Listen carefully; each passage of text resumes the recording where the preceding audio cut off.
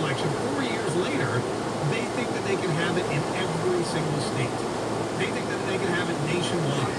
And when it becomes a nationwide acceptable form of voting, that's when you really have a problem. That's when you're going to have an issue.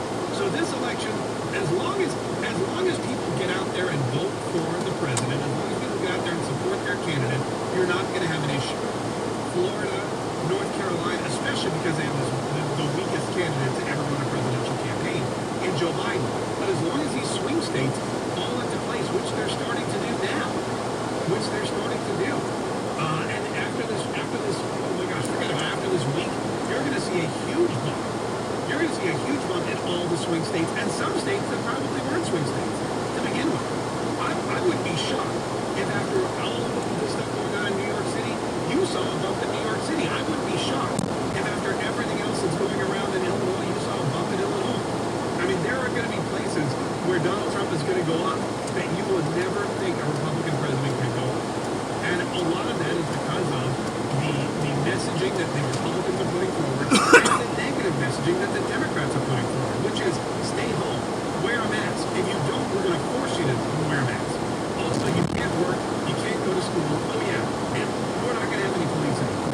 We're going to take that money and give it to mental health workers. That's their plan. And it's tough to sell an entire country on that kind of platform. Oh, and for you black voters, not only is our candidate really racist, but we got a black woman to run with him, so that should be, you should just vote for it now. And if you don't vote for us, you ain't black.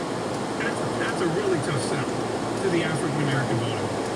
Sandy from North Carolina just proved that. Hey, thanks for coming over.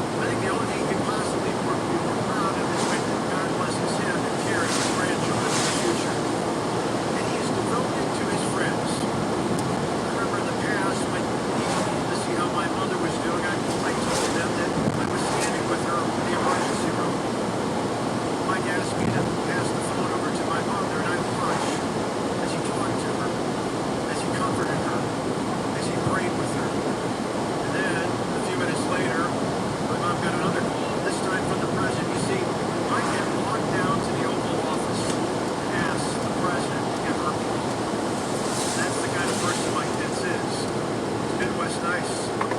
He's Midwest nice, but he's strong. Oftentimes the media doesn't understand how Donald Trump and Mike Pence can be such a great team. But I gotta tell you, they're a lot alike. Both are successful chief executives. Both are doers, not just talkers.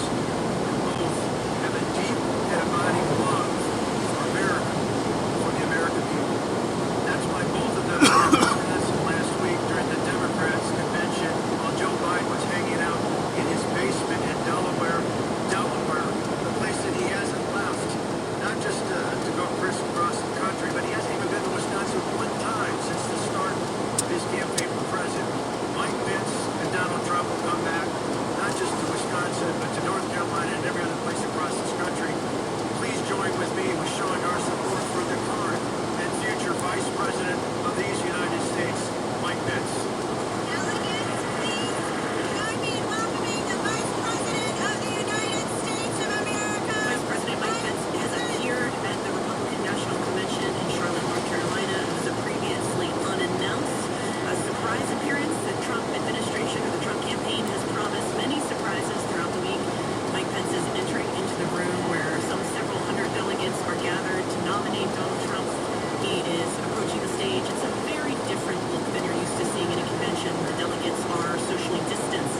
In some cases, they're wearing masks. It certainly doesn't have the same celebratory atmosphere, but Mike Pence has appeared and he is greeting the RNC chairman, Ronna McDaniel, and he said this week.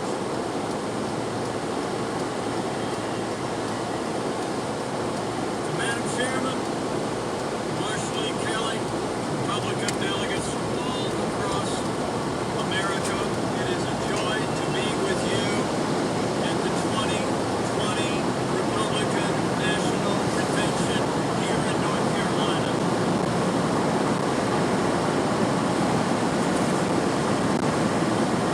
And I want to thank you all for that warm welcome.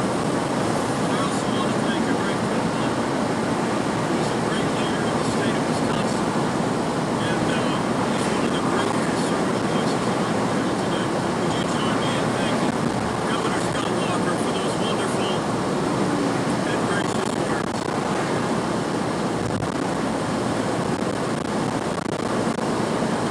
It's deeply humbling for me to come to you on a day like today. I heard there was a unanimous vote a little bit earlier.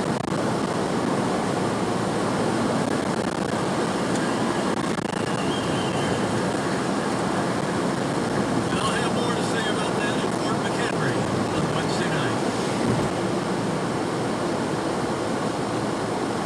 But let me just say, a moment like this in my life, I just can't help but think of those ancient words.